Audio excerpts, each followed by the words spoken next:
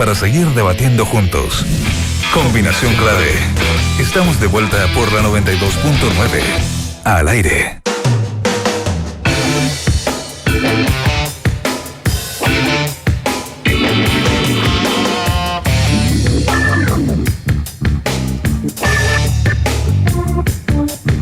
Motivos para brindar hay siempre, pero tragos como los que hay en la barra del Lobby Bar de Sheraton Santiago muy pocos, a pasos del cerro, en un entorno inigualable y una vista increíble. La mejor música en vivo le espera los días martes y jueves, y los miércoles las últimas tendencias de la moda desfilan al ritmo del DJ invitado. Lobby Bar de Sheraton Santiago, reservas al 222-335.000 o en sheraton.com/Santiago.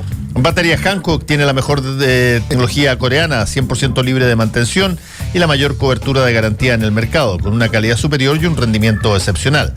Batería Hankook es su punto de partida. Busque los puntos de venta en bateriahankook.cl.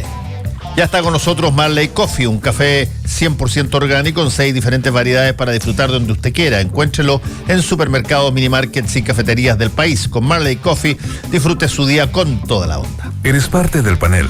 Eres combinación clave. Y estamos con el panel de los días lunes. Está con nosotros Araceli Leuquén, diputada, ¿cómo está? Muy buenos días. Está también Sergio Espejo, Tomás Hirsch. Muy buenos días. ¿Cómo están? Carreteado como Pisi. Bueno, es que sí, pues. ¿Ah? No son los Piscis tenemos. Este es el mes nuestro. Este es el mes. O sea, en un mes que es hiper demandante por un lado y al otro lado le ponís el carrete, es complejo. El carrete por los ¿Y cómo se logra, cómo se logra después de las 4 décadas? Con dignidad, mucha dignidad. Mira, y como me dijo un doctor, precisamente cuando te cumplí 40 años, ya algún tiempo atrás, mira, Sergio, esto es re simple. Si después de los 40 te despertáis y no te duele nada, es porque estáis muertos. Claro. Entonces eso ha sido realmente, esa es la explicación. ha sido una cuestión que me ha sostenido. ¿Qué perspectiva más positiva? Es optimismo. La mitad Por llena lo del menos vaso. estáis vivos. En todo caso, ¿qué es lo que gana? ¿El carrete o el marzo estresante y activo? Es un equilibrio Si inestable. le dieran la cara aquí, dirían que ganó el carrete. No, pero marzo entre broma y broma es un mes pesado. Es para volverse. Es muy pesado, sí. Bueno, no solo marzo, alguna vez leía, a diferencia de la gente que vive en el hemisferio norte, que el cambio de año es simplemente un ajuste de fiestas, digamos, Navidad, Año Nuevo, pero el año de trabajo, Continúa. el año académico, todas las actividades en realidad son un continuo. Ellos no tienen esto que nos pasa a nosotros en 3 meses, que es primero que tenéis que cerrar el año completo con toda la presión de la evaluación y el próximo año. Y ahora voy a cambiar, voy a comer menos, voy a hacer ejercicio, voy a pagar las deudas, me voy a llevar bien con mi hijo, en fin. Que ya un estrés brutal y caer 2 meses después, marzo.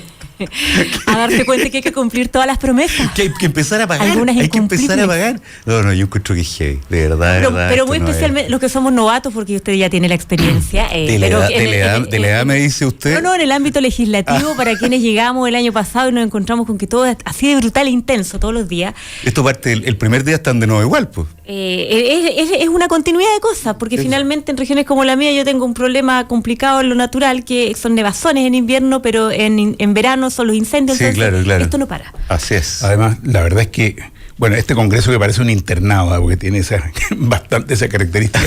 Llegamos el día ¿El 4? El 4 ahora, y en realidad el mismo día, a los 10 minutos, ya estábamos totalmente metidos en el tema. Sí, así Pero es. para mí lo más raro en todo caso fue enero, porque en enero nosotros teníamos una agenda de trabajo muy intensa en el Congreso, y tú sales las tardes a las 7 o a las 8 de la noche, yo me iba a Viña, me estaba quedando ahí, y te encontré con toda la gente que anda con los quitasoles, con los baldes, con las cosas. ¡Qué Entonces, contraste! Pero qué raro, porque como si estamos todo el mundo feliz, nadie dando Pero además, pelota, estos otros vienen saliendo del Lo que paraíso. señalaba el otro día el diputado Alessandro, el tema de que no para el año legislativo político, porque antes había un quiebre en febrero, que eran las vacaciones, en fin, los chiquillos de vacaciones, pero las redes sociales no paran. No. Bueno, se habrán dado cuenta con los últimos acontecimientos. Sí, no paran.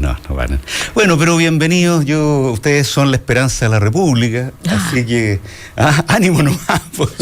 ¿Son ustedes indispensables e imprescindibles? Absolutamente. Como el diputado Garín. No hay para qué nombrar, digamos. Yo creo que entiendo que Garín viene en mañana, esta semana. mañana, Ok. mañana. Es que mañana si no, no podemos empezar la jornada. Entrevista y conversación. Es que si mañana no va al Congreso no podemos comenzar la jornada.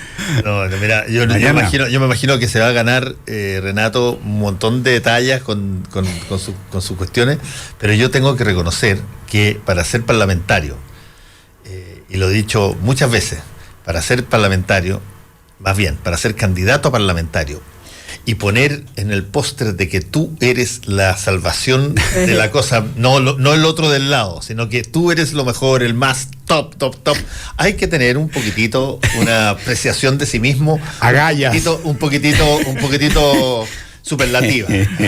Así que no ocupamos tanto para el lado, porque de alguna manera uno va a tener que hacer una campaña nuevamente. Pero tu foto en televisión es como de candidato. Hay una foto con una chaqueta media gris, la de los programas en televisión. Con mirada de futuro. Bueno, esa le agrega ahí abajo un eslogan y quedó lista. Con mirada de futuro. Es que la única diferencia entre los candidatos y yo es que nunca se va a agregar una leyenda allá abajo de la foto. No hay un vote por mí. No, nunca un vote por mí, yo soy mejor que todo el resto. Es que es maravilloso, que tiene una mirada de futuro, de proyección, todo lo que quiera, de tiempos mejores. No, para nada, no. Oye, pero tú dicen que llegarán en algún momento tiempos mejores, porque lo que es hasta acá. Yo he sentido la diferencia. De ¿En serio? aquí sí, ¿De los tiempos? absolutamente, de los tiempos mejores. ¿Qué, por ejemplo, con los niños primero? Los niños Bueno, primero en ser detenidos, los niños primero en ser controlados, los niños primero en ser chequeados. Antes de empezar a darnos, yo quiero antes de empezar a darnos. Era una discusión nomás. Para continuar esta combinación de pago de deudas, carrete, etcétera. Mira, es que yo venía con una cosa atravesado. El viernes, ustedes saben, se produjo una situación brutal en Nueva Zelanda. En Christchurch. Yo jugué rugby en Christchurch. Y yo viví. ¿Sí? Bueno, yo fui embajador en Nueva Zelanda, vivía en ¿Qué transversalidad Wellington, llegó? pero Diputado Alessandro. Oye, fui varias veces. Llegaron juntos, no vamos a hacer ni una pregunta. Transversalidad absoluta. Pero mira, oye, pero bienvenido. ¿Y venían juntos, no? Sí. Yo estaba ayudando a la diputada Cariola a cambiar un neumático. Caballero. ¿O te estaban ayudando a ti? Todo es casualidad. Así son en Chile, vamos. Solidarios, Esa es la dices tú. diferencia. No es que una mujer no pueda cambiar un neumático, pero fue un apoyo para que no se ensuciara la ropa. Me parece muy bien. Caballero. Son puras excusas nomás. Así son, tú dices, inventan cosas para tratar de excusarse de sus faltas. absolutamente. Ya. Ya, pero Caballero. estábamos en Christchurch. Sí. No, como ahora que estamos a nivel a la mesa. Jorge Alessandri y Carol Cariola. Sí, lo que quería comentar es, aparte de lo impresionante que es, y ver, escuchar a la primera ministra neozelandesa y en general a la gente allá, que vive en condiciones muy distintas a las nuestras en términos de, o a las condiciones globales en términos de protección de la paz social, de respeto recíproco, en fin, es muy golpeador. Son 50 muertos, creo, 50 heridos, pero fíjate que la reflexión que me surgía es: afortunadamente nosotros hasta ahora en Chile solo hemos tenido conatos que han sido bastante poco exitosos en esta lógica de facilitar el acceso a las armas a la población en general. O sea, afortunadamente hasta ahora en Chile... He dicho sea de paso, en Nueva Zelanda no hay porte de arma libre. Así es. Ellos tienen un sistema, ellos practican mucho la cacería. Sí. Entonces hay posibilidad de acceso a armas de caza, qué sé yo, incluso ahora iban a revisar. Es distinto en Estados Unidos, donde tú episodios como lo que viste en Christchurch los ves por lo menos 4 o 5 veces en el año. Y donde la segunda enmienda, desde allá, no sé, 150 años, les permite el porte de armas. La segunda enmienda se hace mucho antes. ¿Cuánto será? En los 1700 y tanto. No, poco después de la aclaración de la independencia. Es para darle, entiendo yo, a los estados la posibilidad de defenderse contra el Estado federal, incluso. Exacto. O sea, la pregunta que hace James Madison respecto a la segunda enmienda es: ¿qué pasa si se vuelve loco el presidente de la República? ¿Qué es lo que le está pasando? ¿Qué pasa si es que el tipo se raya? Y el derecho a defenderse. Y por lo tanto, ellos dicen: tenemos que dejarle al ciudadano la última posibilidad de defenderse ante un tirano. Sí. Oye, pero en una tradición distinta. Esa es la lógica de la segunda enmienda. Termino mi punto. Yo hace, no sé cuánto habrá sido, un año atrás, era en tu distrito. Un año atrás, un poco más, se planteó por el alcalde de La Reina este tema, el tema del acceso a las armas, en la lógica de la autodefensa, así fue planteado. Y yo me alegro que esto tuvo un rechazo colectivo súper potente Y me alegré, fíjate, de que nosotros con todas las dificultades hemos logrado mantener esto controlado.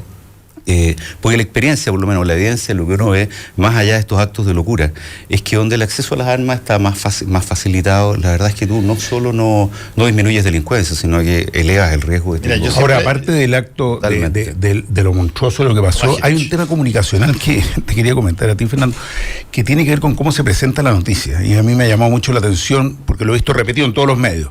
Cuando hay algún atentado en Europa, donde mueren 2, 3, 5 o 40, lo mismo el número, rápidamente es atentado terrorista del mundo musulmán normalmente, ¿no es cierto? Portada de diario, CNN transmitiendo todo el día, en fin. Pero sobre todo la palabra terrorista es la palabra central. Aquí me ha llamado mucho la atención, en primer lugar, que la noticia rápidamente fue sacada de primera página. Si tú revisas, sí, claro. Ah, no, en Chile. No, en Chile. no. Esto es noticia internacional. Sí, no, pero estoy hablando de lo que ha pasado acá. Ok. Rápidamente fue sacado. Si tú revisas el Mercurio, primer día sale, después sale una cosa chiquitita y sale adentro. Segundo, la palabra terrorista casi no es utilizada. Es decir, cuando hablas de un supremacista blanco, se habla de un loco que cometió alguna monstruosidad. Allá la primera ministra y lo tiene usó un tema con el lenguaje, a propósito de muchos temas con el lenguaje que estaban sucediendo hoy día acá, un modo en que lo utiliza. Este es un acto terrorista de la peor barbarie. ¿Tú sabes por qué yo creo que sucede eso? En gran medida por problemas de frecuencia. En Estados Unidos tú tienes más o menos un promedio de alrededor de 5 a 6 casos como este al año. Y todos tienen determinadas patologías, pero que tienen ciertas cosas. En Estados Unidos, en el mundo anglosajón, pero sobre todo en Estados Unidos, tú tienes dos fenómenos que afortunadamente en Chile no se ven tanto. Uno, el loco que dispara. El tipo que entra a los colegios, Columbine. Entra a los colegios, 2 alumnos, lo que pasó, el copycat que hizo menores de Brasil, edad incluso. Brasil, menores de edad. Sí. Brasil, por ejemplo, que acaba de pasar. Eso no es, en Brasil no era una cosa común, primera vez que pasa o segunda vez que pasa. En Estados Unidos pasa muy frecuentemente.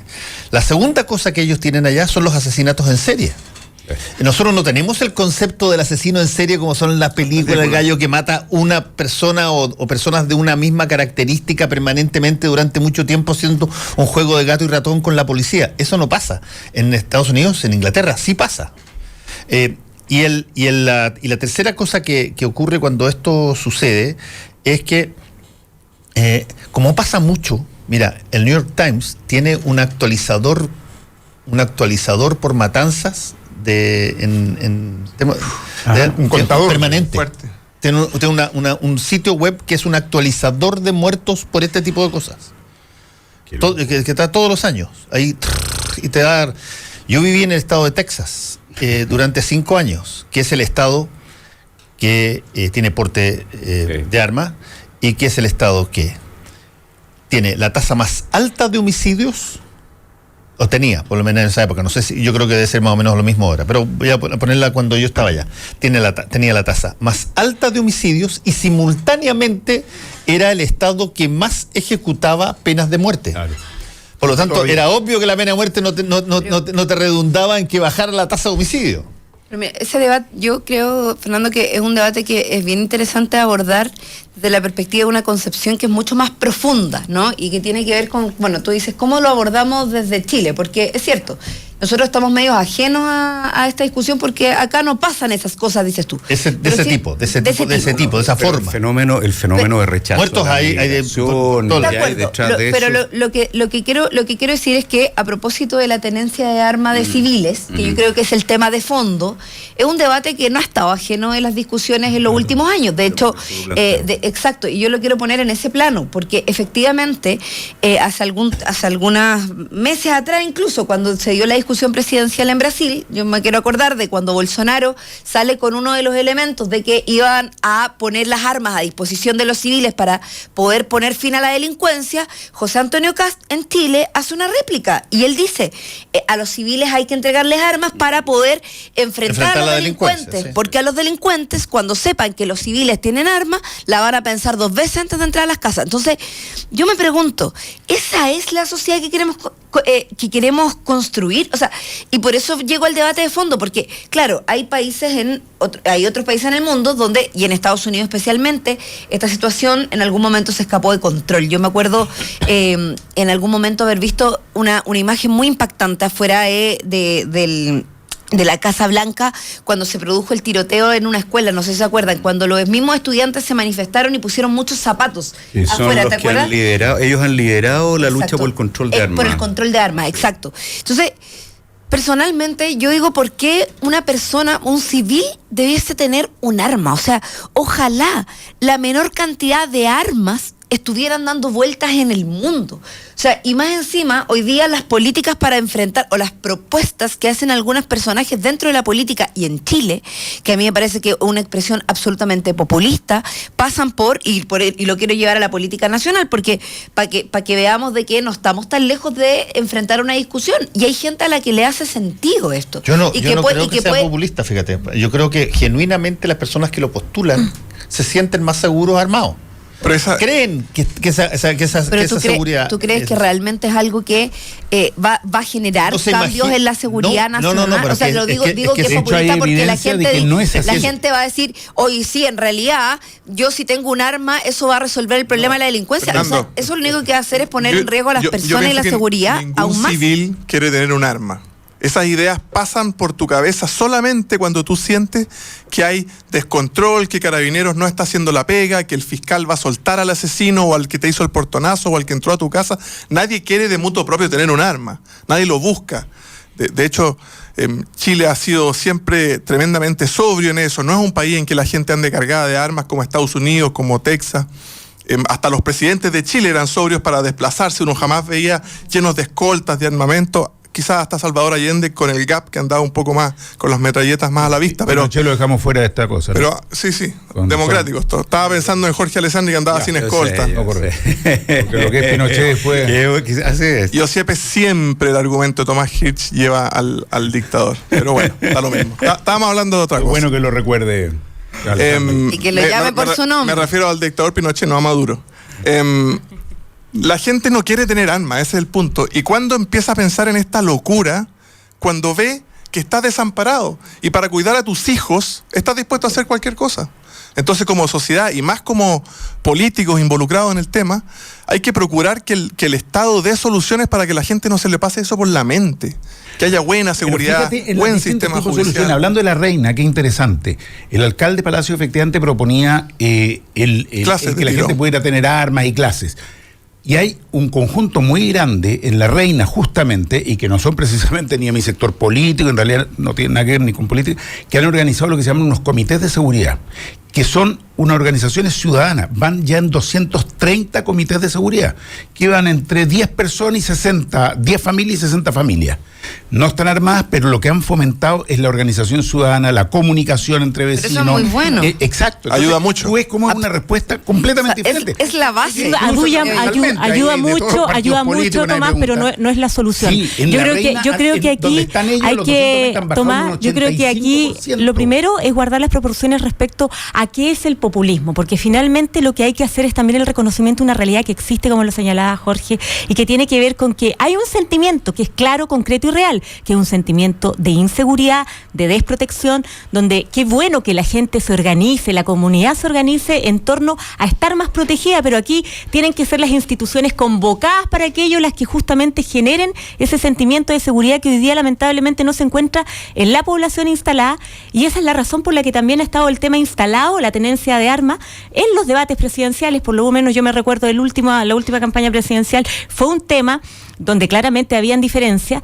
Lo que pasó el fin de semana, yo creo que aquí tienen que existir criterios también respecto a la tenencia responsable de armas. Lo que pasó el fin de semana en el ejército, en Iquique, con estas 3 lamentables pérdidas, acá tienen que haber también evaluaciones psicológicas, psiquiátricas de quién porta un arma. Esto no se trata solamente de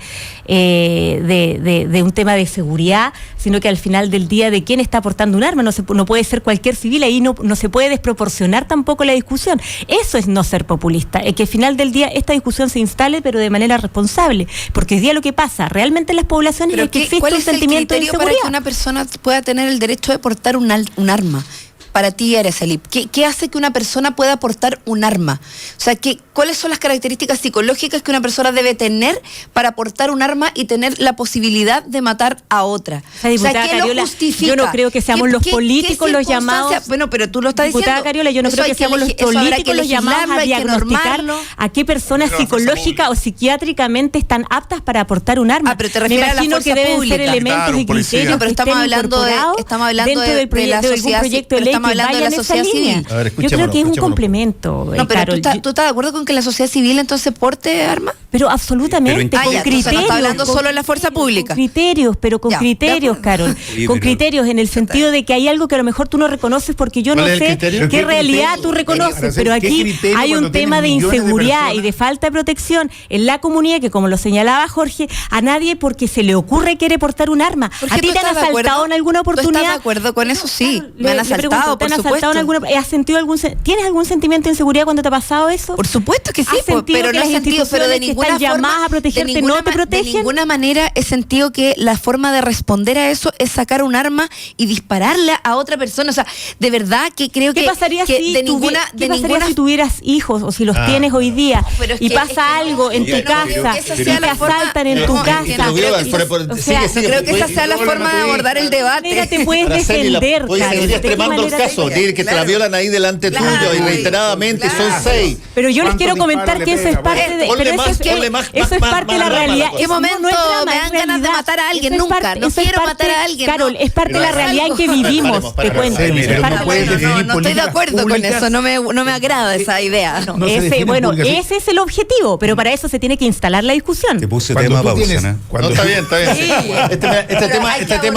Este tema siempre salta por 2 razones, Sergio. Justamente lo que estás diciendo, resuena en la ciudadanía cuando dice, y si te están violando a tu hija, que si lo sacas el arma. Es que resuena en la ciudadanía, es que es parte de la realidad de la ciudadanía. Responsable, perdóname. Como legislador plantear eso, porque va fomentando las respuestas violentas de cada uno por la suya. Pero escúchame, mira.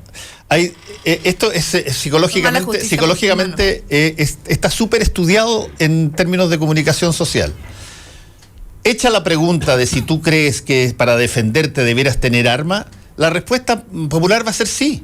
Y va a ser sí por una razón muy sencilla, por la misma razón por la que tú, si haces la pregunta de si quieres reponer la pena de muerte, te van a decir que sí. ¿Por qué? Porque tú siempre te pones en la posición de ser víctima. Exacto. Nunca te pones a ti en la posición de, oye, ¿qué pasa si mi hijo, weón, con 2 copetes saca mi pistola, weón, y mata a 2, 3 gallos? Esa posición no te la hace imaginar. Para eso no. Nunca, jamás. Tú te vas a imaginar solamente la posibilidad de que estén violando a tu hija 25 gallos encima. Y nos dimos cuenta cuando se ingresó el proyecto, por ejemplo, la diputada Camila Flores tuvo un rechazo absoluto. O sea, eso no está instalado naturalmente en la ciudadanía respecto al ponerse los zapatos de la víctima. No, por favor, estás totalmente equivocada, Araceli. Tú haces la pregunta de si es que debieran, en determinadas circunstancias, también en determinados lugares. Con criterios, a eso me refiero. No. Y tú preguntas si se repone la pena de muerte. Si tú preguntas si es que debe o no debe haber, si debe o no debe haber la posibilidad de portar armas. Y la gente te va a decir en un porcentaje muy alto, sí, mucho más alto de lo normal. ¿Por qué? Por la misma razón, te lo digo, por la misma razón que si tú preguntaras, ¿tú crees que debiera haber un chequeo a la entrada de los colegios? ¿Debiera haber un chequeo de cada alumno para ver si es que las personas están armadas o no están armadas? Pregunta que se hizo en Estados Unidos. O portan droga. Pregunta que se hizo o portan droga. Y la gente te va a decir, mira, como yo estoy convencido que mi hijo no tiene nada que ver con eso, me encantaría saber si es que hay otro cabro que lo tiene. Te va a decir, por cierto, cedamos en ese derecho civil. Para que nadie se le pase por la cabeza a la locura de tener una metralleta en la casa, las instituciones tienen que hacer la pega. Es que cuando empiezan a fallar, empiezan a aparecer estas ideas locas. Totalmente. Imagínate el vecino de Werner Luxinger, cuando le cuentan al día siguiente, escucha la radio y dice, mataron a mi vecino con su señora y los quemaron. ¿Tú crees que le dieron ganas de comprar un candado nuevo o se fue a comprar una UCI ese compadre? Mira, por supuesto. Porque sintió pánico. En Chile está entonces, permitido. Si hacemos la pega bien. En Chile está permitido el porte y tenencia inscrita de armas. Sí. Nosotros tenemos algunos criterios. En la casa. Exactamente. Nosotros tenemos algunos criterios que hasta ahora nos han mantenido en una situación, curiosamente, de acuerdo a la evidencia, que esta cosa no sirve para seguridad ciudadana. La primera, tú no puedes tener cualquier arma.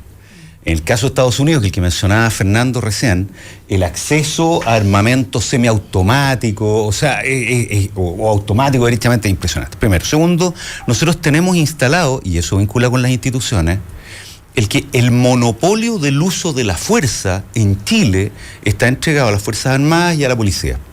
Lo que hace tan importante la conversación sobre carabineros pendientes. Y lo tercero es que yo sí creo, para efecto de la discusión sobre el populismo, que era parte de lo que yo quería plantear al inicio, que el populismo no se genera porque las personas tengan o no tengan la sensación de inseguridad, sino por los liderazgos que aprovechan las sensaciones de inseguridad para introducir esto que resuena con lo que las personas sienten, anhelan, sus temores, sus miedos, y avanzar en una agenda que no tiene ninguna posibilidad de lograr lo que se está buscando, como ocurre en este caso. O sea, no hay una sola evidencia que el acceso a armamento por las personas naturales, digamos, los vecinos, disminuya la inseguridad, o disminuya los asesinatos, o disminuya el delito. Ninguna.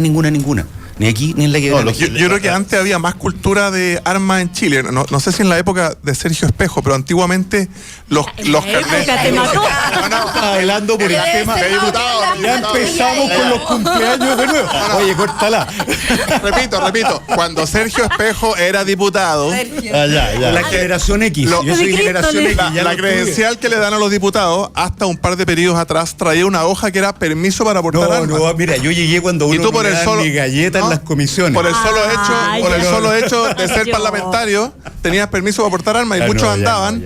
Y en el Congreso pre-73 había un lugar donde se dejaban las armas. Pero yo creo que pre-73, yo no creo. Es más nuevito. No, pero después habían entrado para el estadio, tampoco me tocaron.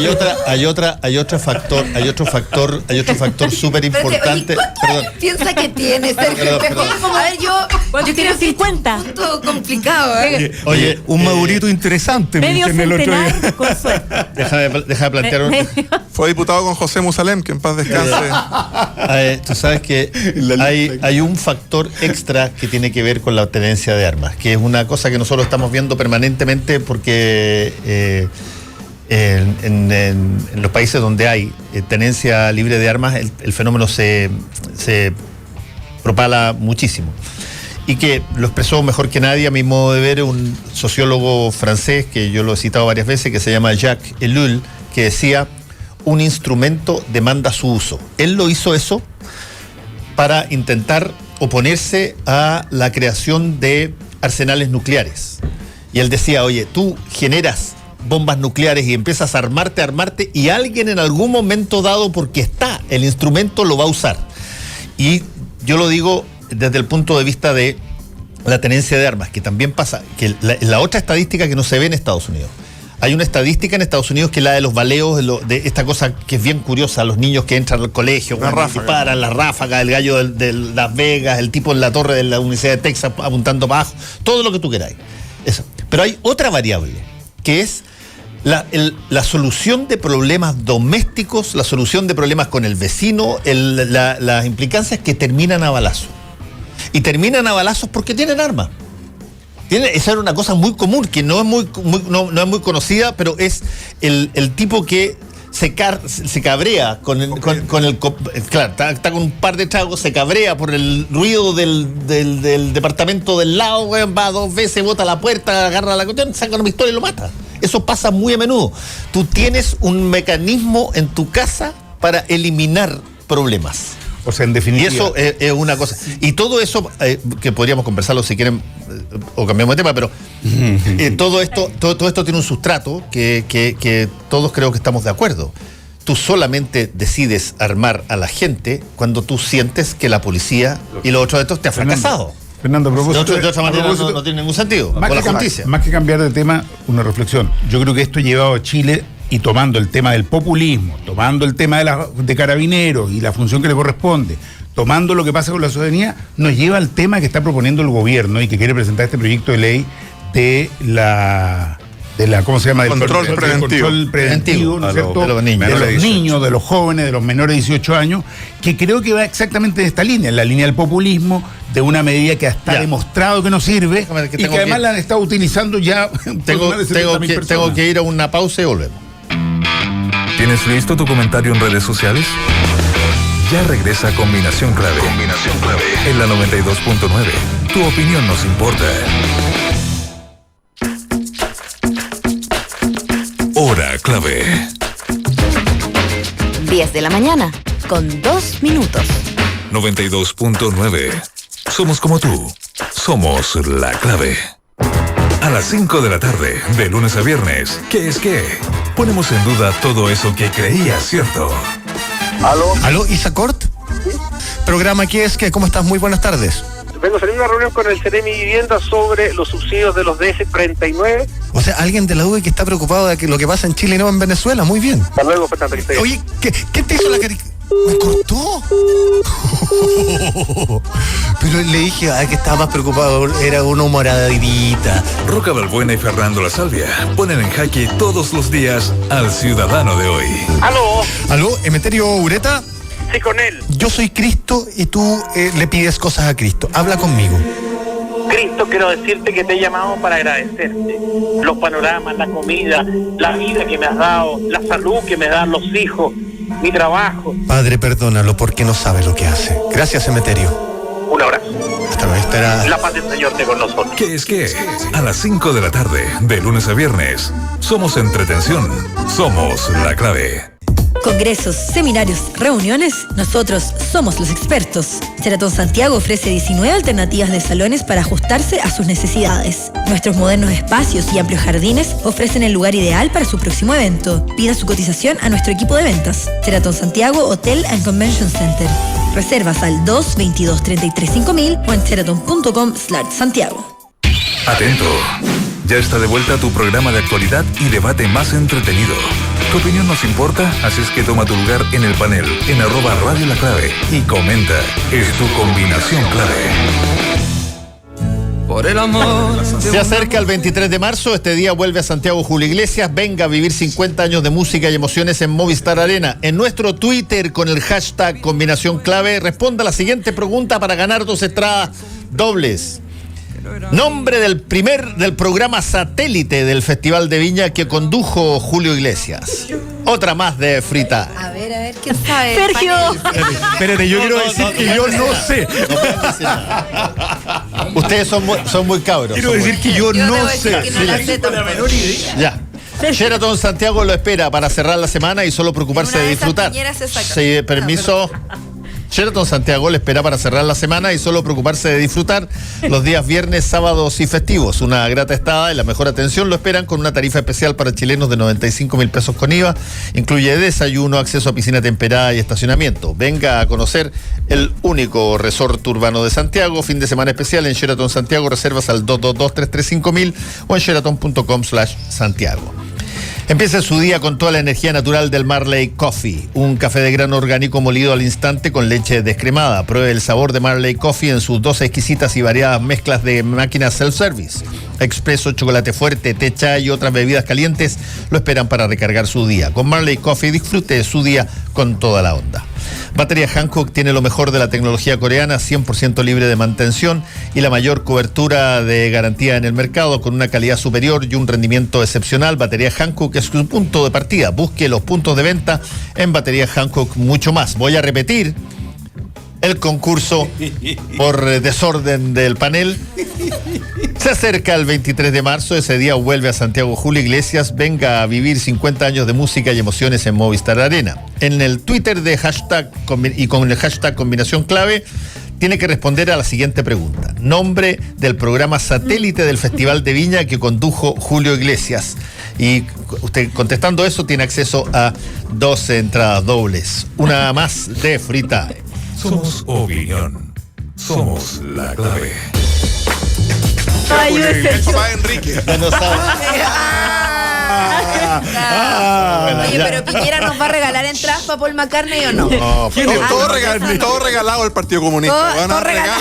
No, vaya y compre su entrada. Bueno, si Piñera se la regaló a los ministros. Será un amigo de Miguel Bosé, me imagino. Se la regaló a los ministros. Hay que esforzarse por las cosas, ir a hacer la fila y pagarla. Puede ser en 3 cuotas gracias al capitalismo. Pero ¿a usted le regaló la entrada a Piñera o no? No. Piñera me ha regalado muy pocas cosas. Oye, espero que no haya sabiduría, experiencia. Emergencia en habiendo tipo sido el de jefe de gabinete. Mañana en la noche se está gabinete completo escuchando a Paul McCartney. ¿Cómo se llama esa serie? Hay una serie en Netflix. ¿Cuál es la del ministro la del ministro que dejan afuera hay un ministro que queda de reserva, que no va al estado de Designated Survivor. Presidente, Designated Survivor. Designado. Habría que ser interesante.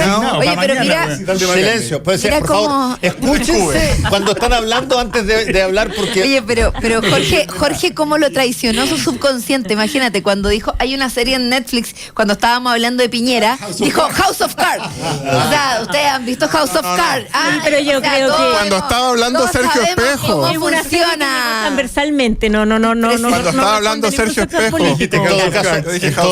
En todo caso, Designated Survivor o sobreviviente designado es muy entretenido. ¿Sabes que yo pregunté el año 2010 que eso existe, ¿verdad? Me tocó trabajar en el gobierno. Eso existe, en verdad. Y en un momento nos tocó ir a una gira regional en Chile en helicóptero, el presidente y el ministro del Interior. Era una oportunidad. Y en esa oportunidad el edecán se me acercó y me dijo, mire, usted hizo mal la bitácora, no puede viajar en la misma aeronave, el ministro del Interior puede ir, pero en otro helicóptero. Claro. Sí, y tuvimos que bajar a Hinspeter, que todavía me la cobra, todavía no entiende por qué fue, pero tuvo que irse en otro. Lo bajaron definitivamente en todo por caso. Si se cabía no solo el helicóptero. Se te pasó la mano, Alessandro. Es que no, pero Sergio, es que este hombre sí sabía protección. Saliste el fin de semana en las últimas noticias por haber sido un guardaespaldas, pero famosísimo. Arturo Vidal y tantas otras celebridades. Desde muy chico trabajé y también trabajé en eso. El guardaespaldas. O sea, un Kevin Costner. Las últimas noticias. Mira, lo invito a leer Luz del domingo. Y la voy a buscar. No, de verdad. Por eso tanto sabe pero seguridad el hombre. Fuera de talla, impresentable que la reunión de los ministros de Piñera salga como con la principal noticia de que los invitó con las entradas del Ministerio del Deporte inicialmente, porque después se arrepintieron y tuvieron que empezar a comprarla. Fue un condoro más a ver, a Paul McCartney. Vaya que me encanta Paul McCartney, pero me parece impresentable. Es la única noticia que salió. La única noticia. Eso es culpa de la prensa. ¿Qué forma? No. verdad. ¿Será culpa de la prensa o será que no había mucho más que informar? Yo creo que las cortinas de humo. Convengamos que desde Don Pato, exceptuando el gobierno de Don Pato, de ahí va adelante, y aparte del condoro de la entrada de McCartney, todos los gabinetes y todo, hay una tendencia a sacar esta notita farandulera. O sea, salvo Don Pato, que no le sacaste el terno café en 4 años por ni un lado. Y no fueron un comol. No, y la señora Leonor en sus 100 años, un saludo a la señora Leonor. Tremenda primera dama. Sí, porque se negaba siempre a que le dijeran primera dama. Sí, pues, y a pesar de que tiene 100 años, está viendo cada detalle de la estatua de don Patricio Elwin que va en la Plaza de la Constitución, preocupada ella de dónde va a ir. No, el tema de la recaudación, lo que cuesta es financiar esto. Así es. Pero va a salir.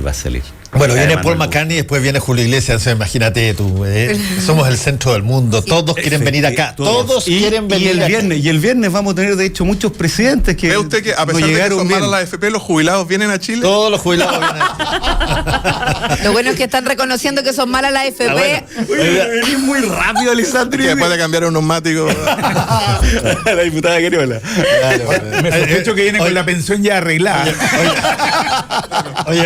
Oye, y por cierto, le pidió al ayudante que le tomara la foto porque el póster ese lleva yo tengo calle. Yo tengo calle. Y sin gata. Y sin gata, así a puro ñeque. Y guardaespaldas, lo tiene toda. Eso es experiencia guardaespaldas. Oye, ¿cuándo piensan ustedes que algunos de los proyectos legislativos que han sido discutidos a ultranza sin que sean conocidos van a entrar al Parlamento? El pago de los bomberos, una fecha. No, pero la reforma tributaria, el control preventivo de entidades mayores de 14 años, ambición justa, ¿cuándo entra? La reforma tributaria se supone que esta semana, porque las reuniones de la semana pasada entre Lorenzini, Hacienda, los miembros de la comisión, por lo menos lo que informaron los diputados de nuestro partido es que esta semana ingresa, y el control preventivo entiendo que también. Para poder discutir sobre algo concreto, digamos, no... No, ingresan a la sala.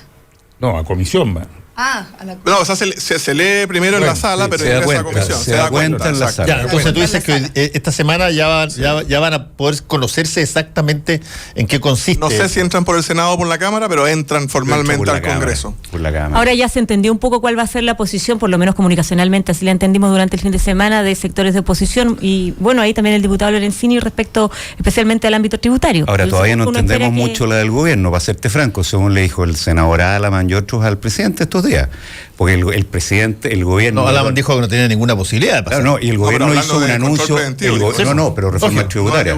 Reforma tributaria. El gobierno hizo un anuncio de reforma tributaria y a esta altura, o sea, ni de cocina. Esto es cualquier cosa de lo que se conversó inicialmente. O sea, de hecho, partiendo porque toda la mesa técnica que se configuró hizo una crítica brutal que el gobierno tuvo que reconocer a la elaboración del informe técnico que tenía la reforma tributaria. O sea, el informe presupuestario tenía un error de $500 millones de diferencia. O sea, una cosa brutal. Se decía que se iba a recaudar una cantidad de recursos que no se recaudaba. Entonces, cuando se desnudó eso por parte de la oposición y le dijeron, mira, el gobierno, ¿cómo es posible que se estén entregando datos que no corresponden? El gobierno tuvo que reconocer, efectivamente, cometimos un error, pero no lo vamos a poder reparar, dijeron. Entonces, una cosa muy... Sobre la recaudación en la boleta electrónica, es un poco una apuesta de cuánto vas a recaudar tú si es obligatoria la boleta electrónica. Pero todos los expertos decían que, y el ministro Larraín lo ha ido reconociendo, que el monto anunciado originalmente no tenía. No tenía por dónde. Hay un cálculo mal hecho. Pero déjame, antes de eso, la pregunta, no sé, una pregunta original, porque no me contestaron. Exacto, porque... cuando tú tienes a un país discutiendo sobre legislaciones que no se han presentado, no tienes la más leve idea exactamente de qué estamos hablando. ¿Verdad? Tú puedes estar discutiendo un montón de cosas y finalmente, a ver, entra un proyecto de ley, no, me parece razonable, pero en algún momento dado tú tienes que hablar sobre alguna, entonces, ¿cuándo entra en esto? Tú dices que esta semana entra... Control preventivo y tributaria. No sé la otra. Y yo te digo que en realidad es muy difícil dar una fecha porque lo que estamos viendo sobre todo es una campaña comunicacional. Lo que ha habido por parte del gobierno ha habido una fuerte improvisación que tú la puedes revisar a través del tiempo. Se repite con acciones que se largan basadas básicamente en datos de encuesta, en la CADEM, que es contratada por el mismo gobierno, por lo demás. Pero tú tienes, fíjate, el acuerdo de Escazú que se decide no firmar un par de días antes. El pacto migratorio que se decide no firmar un par de días antes. Aula segura, ¿no es cierto?, que sale básicamente de encuestas.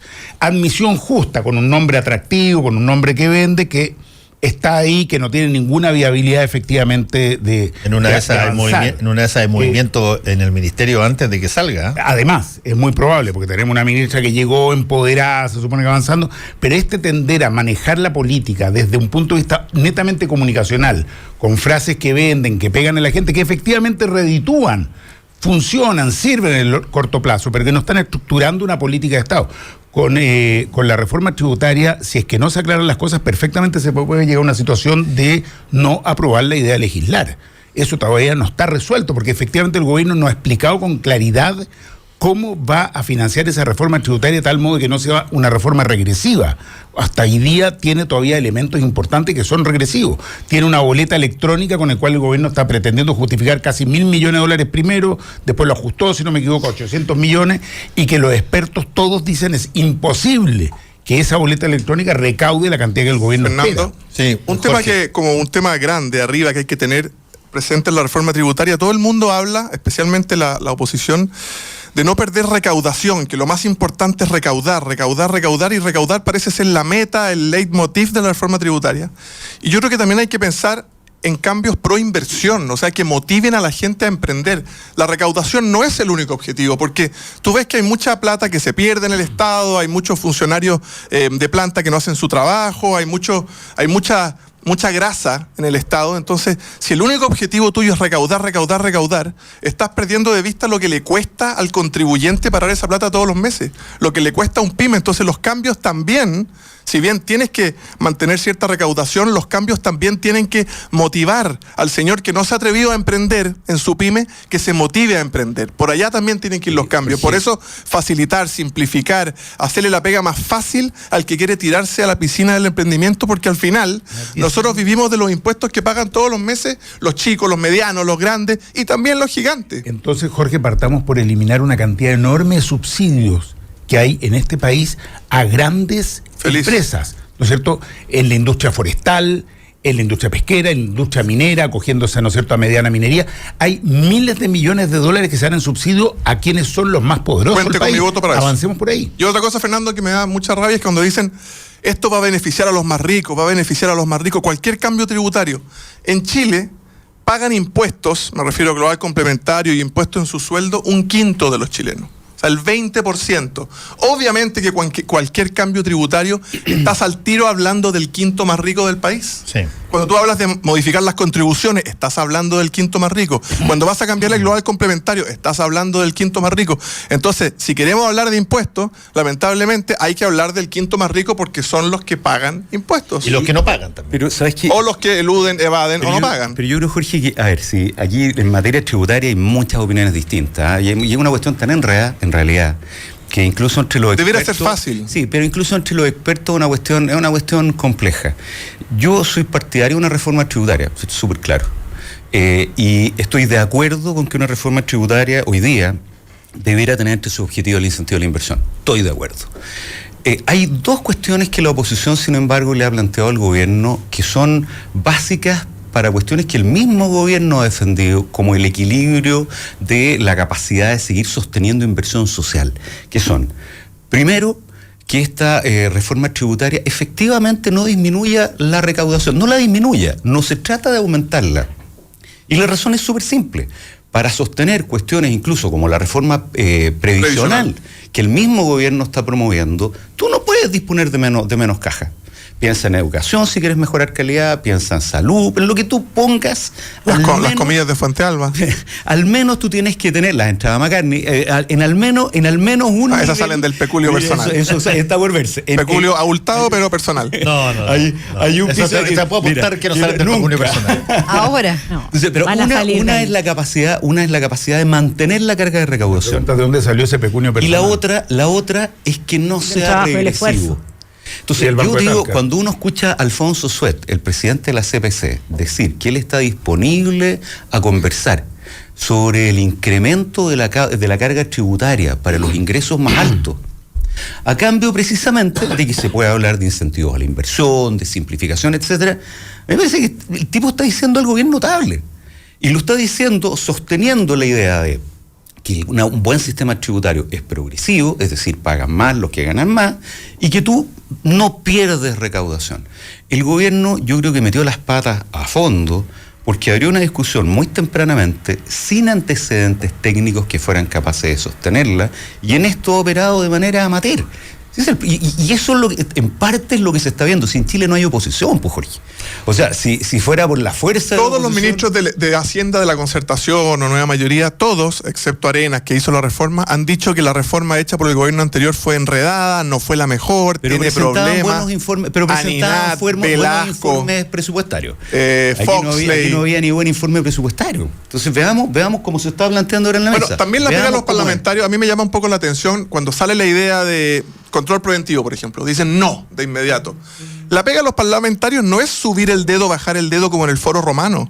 La pega a los parlamentarios es tomar el proyecto, cuando ingrese, efectivamente no ha ingresado, mejorarlo, meterle indicaciones, discutirlo, hacer su pega. Sí ingresó, no es sí o no solamente. Ingresó, está en la Comisión de Hacienda. Sí, y es el informe presupuestario el que es malo. Exacto, lo que se tiene que modificar es el informe presupuestario. Sí. Que le dieron al gobierno la posibilidad a partir de la observaciones que le hizo la mesa técnica, que son horribles, o sea, donde finalmente el gobierno le dijeron, oye, revisen esta cuestión porque es impresentable que un gobierno que tiene tantos recursos para determinar a través de asesores la elaboración de una reforma tributaria, que tal como han dicho, se supone que es una reforma tributaria para mejorar las condiciones de una reforma tributaria anterior, tal como ustedes lo han dicho, cuestión que la oposición no comparte porque se considera que es una reforma tributaria regresiva respecto de cómo se está configurando en su propuesta. Y de hecho, por eso la oposición en esto, y yo quiero ser en esto súper tajante, o sea, acá cuando se dice que nosotros no hemos tenido disposición al diálogo, que no hemos tenido disposición a legislar, que no hemos tenido disposición a buscar mecanismos de solución para jugar y hacer nuestro trabajo y solamente queremos levantar el dedo o bajar el dedo, eso es una absoluta mentira. Llevamos meses trabajando en una mesa técnica donde la oposición puso a sus mejores asesores técnicos a trabajar en un equipo desde la Democracia Cristiana hasta el Partido Comunista, pasando por el Frente Amplio, para tener a todos los asesores en un espacio de trabajo conjunto donde hemos tenido la posibilidad de trabajar con el gobierno, con el ministro de Hacienda, con el ministro de Economía, dando la discusión sobre la propuesta del boletín que ya se ingresó a la Comisión de Hacienda.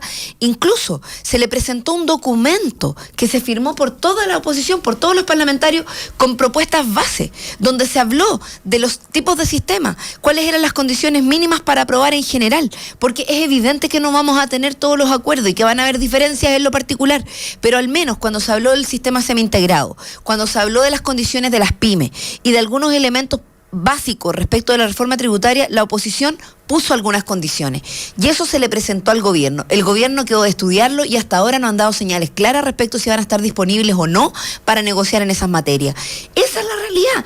Nuestra disposición ha estado. Entonces, que no se diga acá que nosotros estamos cerrando las posibilidades de diálogo o la posibilidad de legislar y que solamente estamos disponibles para decir que no de antemano o levantar el dedo o bajar el dedo. Carol, yo creo que eso finalmente se va a demostrar en el contexto de lo que significa lo que planteaba Jorge. Ya lo estamos demostrando, estoy hablando de hechos concretos, pero no estoy hablando permitir la palabra a no levantar el dedo hacia arriba o hacia abajo, sino que se genere el diálogo y la discusión, porque yo creo que hay algo y yo quiero aprovecharme de la gran disposición que tiene la diputada Cariola, que además es súper regionalista y siempre lo ha dicho en este panel, de eso, de lo que nos estamos olvidando justamente en las regiones. O sea, ¿hace cuánto estamos hablando de los fondos del Transantiago, los recursos Transantiago y de cómo llegan a las regiones los fondos espejo?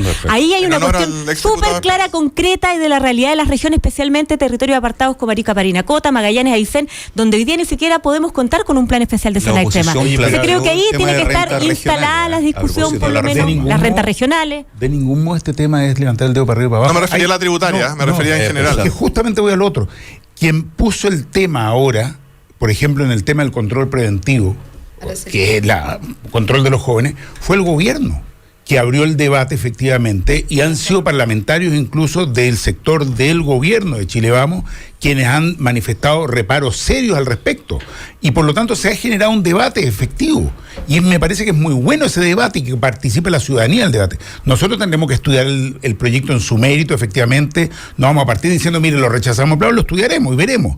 Una iniciativa... Evidentemente hay un debate, y a mí me parece que es muy bueno que exista el debate. Desde ese punto de vista yo no veo ningún problema que el gobierno lo largue, pero que se generen todos los espacios para que la ciudadanía pueda reflexionar al respecto. Una iniciativa que me gusta del senador Lagos Weber y que varios parlamentarios lo han planteado, es que el Congreso también tenga una instancia técnica del tamaño, de la capacidad y del nivel de lo que tiene el gobierno, porque de lo contrario, en temas presupuestarios, al final es el Ministerio de Hacienda con su tremendo equipo contra algún parlamentario Mateo como Giorgio Jackson, que le pone empeño y se estudia todo, o también de gobierno, pero... A pesar de que Renato Garín lo cuestionaba pero es muy disímil la capacidad técnica del Parlamento en materia presupuestaria y del Ejecutivo. Y Lagos Weber ha planteado que el Parlamento tenga un staff permanente para el tema presupuestario.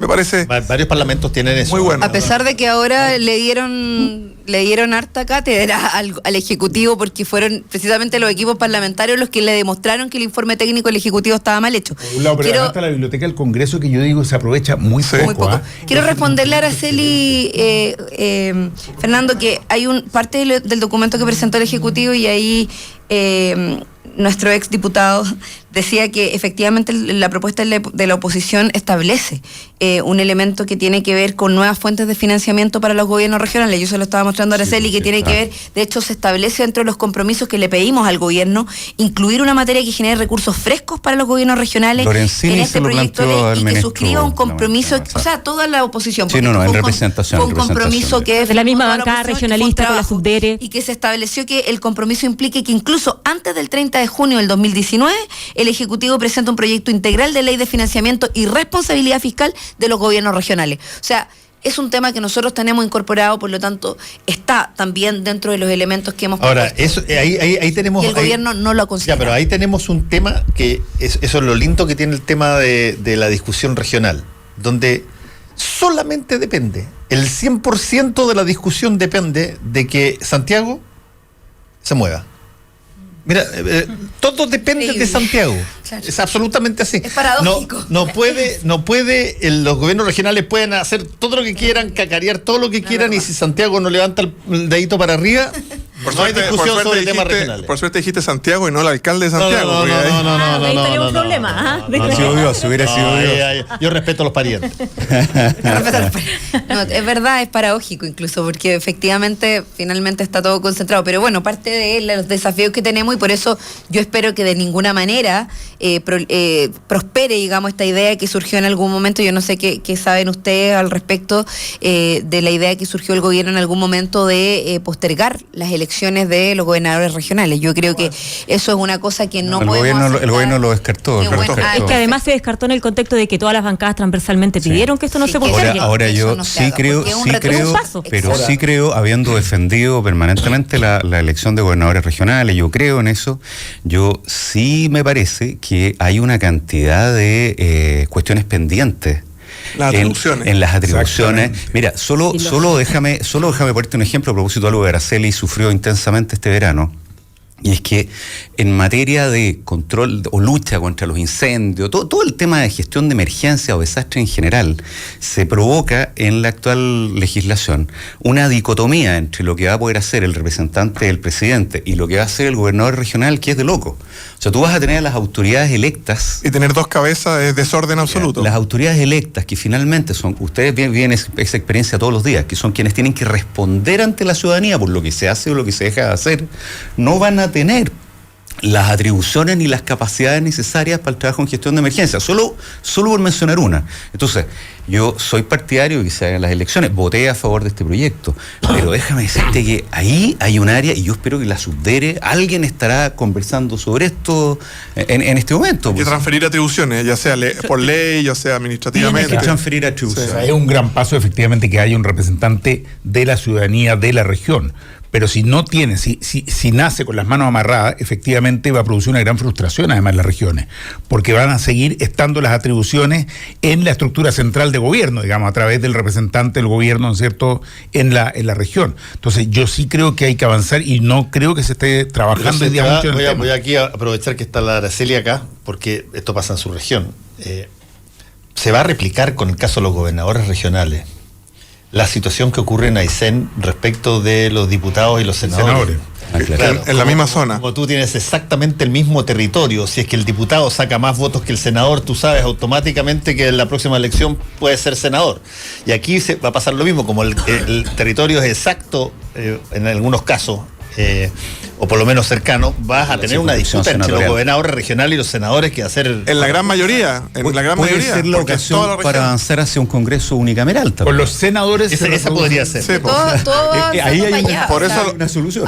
Los senadores van a buscar que los gobernadores no sean tan... Bueno, eso ya pasó. De hecho, eran los más detractores eran justamente los senadores, porque ven en la figura del gobernador regional a un candidato que va a hacer otro cálculo matemático. Pero es que no los gobernadores siempre van a tener mucho más votos que el senador más votado, porque es una elección mayoritaria. Claro. Es que además no se entiende. El senador por Santiago va a sacar 4 millones de votos. Pero además no se entiende porque son elecciones distintas. No, el gobernador. Claro, y el senador más votado. Sí, pero lo que no se puede... Se te reparte efectivamente entre una gran cantidad de candidatos. No sé, como la torpeza de algunos candidatos que dicen, bueno, yo tengo 8.000 votos en una capital regional como Coyhaique, entonces yo tengo la posibilidad de ganarte en la próxima diputación. Imposible, cuando hay dos candidatos compitiendo en una municipal y tienes a 15 o 20 en una parlamentaria. Cada elección es distinta. La distribución electoral es tan distinta. Pero además yo creo que no puede ser, y nosotros no podemos permitir que una discusión tan burda que tenga que ver con la elección de un candidato u otro finalmente supere la necesidad de fortalecer a las regiones desde el punto de vista geopolítico. Que el motor no sea el cálculo electoral. No puede ser. El mundo de la política. La política debe ser una herramienta del fortalecimiento sociopolítico, cultural de las regiones, no de otra forma. Antes de irnos, no puedes cantar. ¿Quién va a ser el próximo presidente de la Cámara hoy día? Bueno, está en debate ahí. Don Sergio, ¿qué dice don Sergio?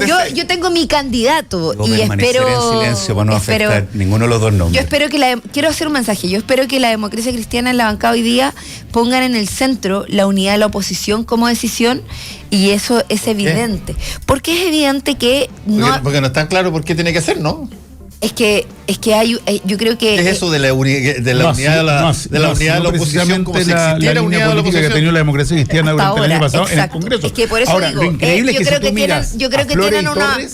Yo creo que eran de dos partidos distintos. Es que hay una comparación. Yo creo que tienen una oportunidad, de dar una señal. Es evidente que el candidato de Carol Torres sin ninguna duda. O sea, yo creo que es muy evidente que Víctor Torres juega un rol mucho más unitario con la oposición que el que puede jugar, y no porque tenga algo contra Flores. Eso suponiendo que se esté buscando unidad. Claro. Bueno, por eso digo, yo creo que lo que va a hacer la democracia cristiana hoy día en su decisión es una determinación muy importante. Yo hago un llamado a todos los que se han sentido descontentos con este pacto político, que no se dejen pautear, a Tomás Hirsch, a todos los diputados criteriosos, que voten por nuestro candidato a presidir la Cámara, que es Jaime Belolio. Y estoy seguro que le da garantía a todos los sectores. Jaime es un candidato en la propuesta de realidad. Jaime es candidato. Oye, una nota de candidato de Renovación Nacional, igual. Lo más importante del pacto, me van a no perdonar. pueden seguir poniendo a Jaime de candidato y que siga perdiendo, porque sabes que el gallo es súper seco, me cae re bien y creo que es un tipo titular, pero ya ha perdido, qué sé yo, en la UDI y ahora va a perder ahí no. Pero es un en cualquier caso para nosotros... Bueno, ya lo con hemos mayor planteado, razón la esto va más tiene una allá gran del nombre. responsabilidad. Hay diferencia enorme entre un candidato y otro, pero esto va más allá del nombre. Nosotros lo dijimos cuando era el candidato de Silva. Ustedes siempre dijeron que no iban a votar por nosotros hemos dicho que nosotros no vamos a votar por un tema del comportamiento que ha habido, que no ha sido el de configurar una mayoría opositora en el Congreso, y no hay garantías de parte de la democracia cristiana de que eso se produzca este año. Tienen libertad total, evidentemente, para poder tomar sus definiciones y decir votamos con el gobierno o no. Pero si uno estudia lo que ha pasado, no, de ninguna manera, te lo agradezco mucho, pero... Claro, tenemos que ir. Vamos a tener las noticias mañana, que les vaya muy bien a todos. Lo mejor es tomar decisiones en todo caso. Y nos vamos despidiendo. Conéctate a la web. Y sigue el debate por Twitter en @Radio La Clave. Ya vuelve con